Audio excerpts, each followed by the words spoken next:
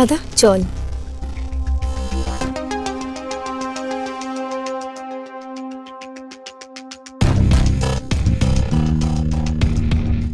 রবিকে দেখতে পাচ্ছি না, কোথায় আছে রবি?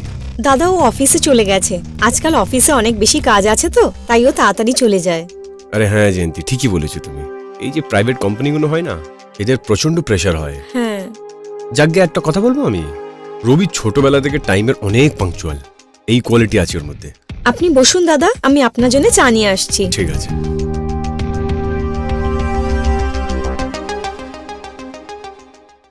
দাদা চা। আরে তুমি নিজের জন্য চা আনোনি? না দাদা, আমার মন নেই, আপনি খান। আচ্ছা বসে পড়ো না। হ্যাঁ।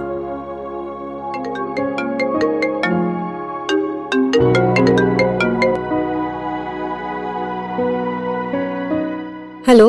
হ্যালো জয়ন্তী, শোনো আমি দিল্লি যাচ্ছি আমার বসের সঙ্গে, 3 দিন পরে ফিরবো। আচ্ছা ঠিক আছে, তোমার বড় দাদা এসছেন। কি একটু কথা বলাও? হ্যাঁ, এই নিন, আপনার সাথে কথা বলবে। প্রণাম দাদা। প্রণাম। হ্যাঁ দাদা, ভালো হয়েছে আপনি এসেছেন। আমি 3 দিনের জন্য কোম্পানির কাজে দিল্লি এসেছি, 3 দিন পরে ফিরবো। যদি আপনার কোনো জিনিস দরকার হয় জয়ন্তী আপনাকে দেবে। ঠিক আছে, আমি বলে দেবো ওকে। জয়ন্তীর সঙ্গে কথা বলেন একবার। হ্যাঁ হ্যাঁ, নাও কথা বলো। হ্যালো। শোনো দাদা অনেকদিন পরে এলেন, একটু খেয়াল রেখো ওনার। হ্যাঁ। হ্যাঁ এখন আমি রাখছি। ঠিক আছে।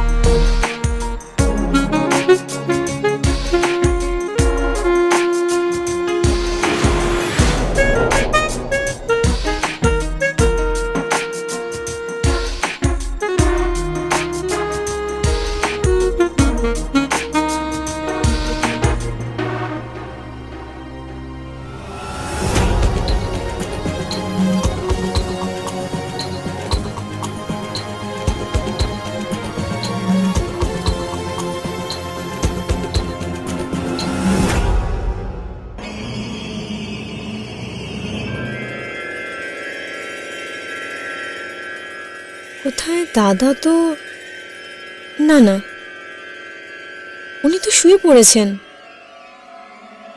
মনে হচ্ছে আমারই ভুল।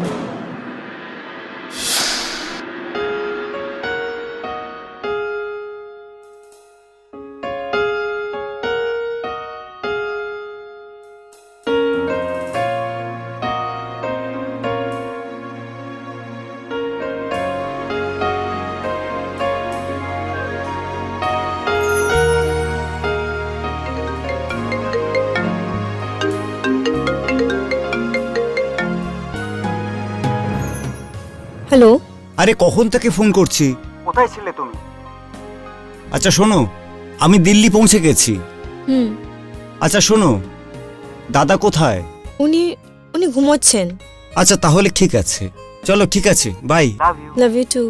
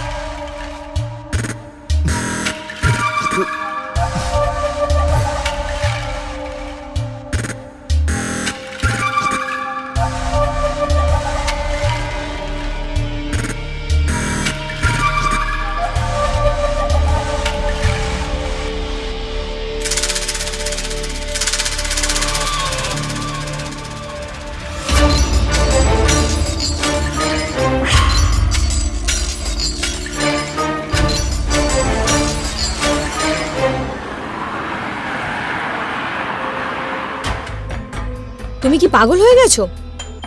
এত রাত্রে তোমার এখানে আসার কি দরকার ছিল? তুমি কি জানো না যে আমার ভাসুর আজকে বাড়িতে এসেছেন? যদি উনি সন্দেহ করেন তো আমার কি হবে? আমি এটা জানি না। আমি শুধু এটা জানি যে যেই জিনিসটা আমার ওটা শুধুই আমার। তুমি আমার কল অ্যাভয়েড করছো কেন? আমি বুঝতে পারিনি যে কি হয়েছে, সেই জন্য এত রাত্রিরে আসতে হলো।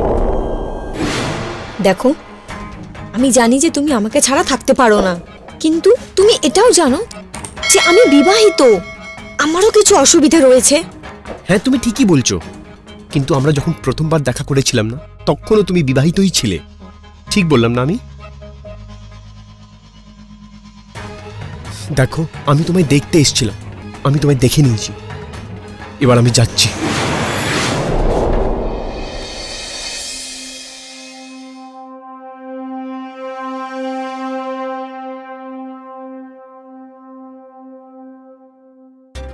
দাদা, আপনার চা।